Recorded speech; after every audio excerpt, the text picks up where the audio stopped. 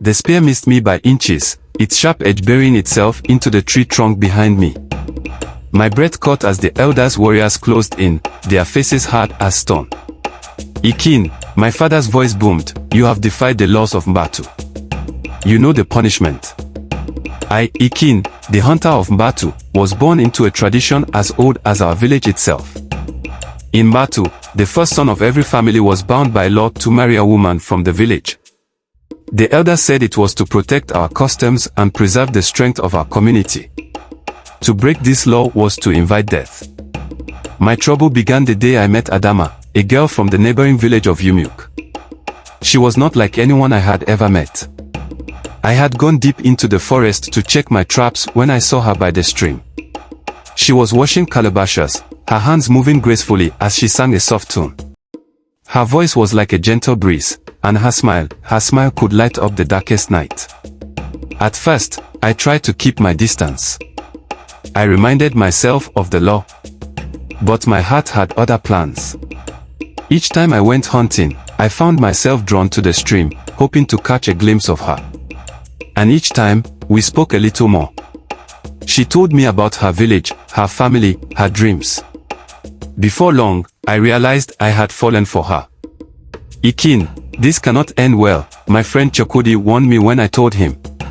You remember what happened to Obiora? Obiora, his name was a shadow that loomed over us all.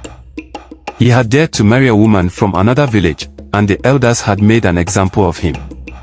He and his bride were dragged to the village square and executed. Their screams haunted our nights for weeks. But love, as they say, makes a man blind.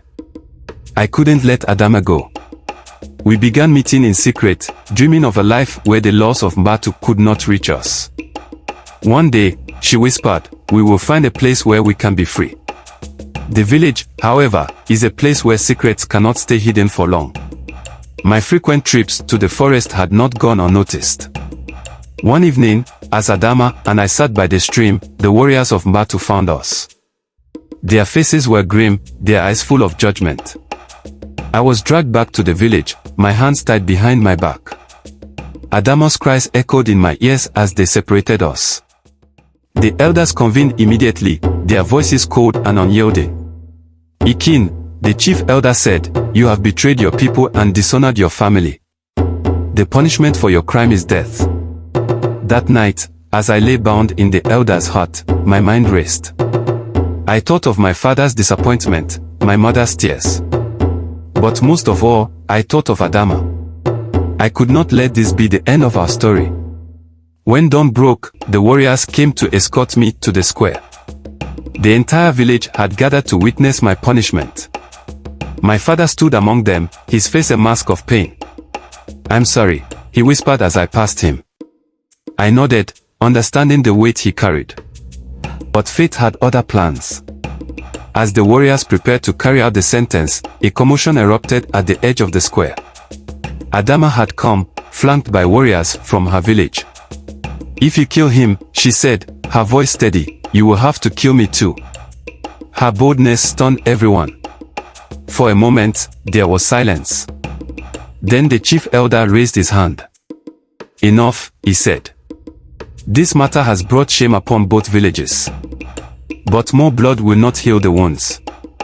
In an unprecedented decision, the elders of Mbatu agreed to banish me instead. I was cast out, never to return. Adama and I fled together, leaving behind our families, our homes, and the lives we once knew. We found refuge in a distant village where no one cared about old laws or ancient grudges. Life was not easy, but we had each other.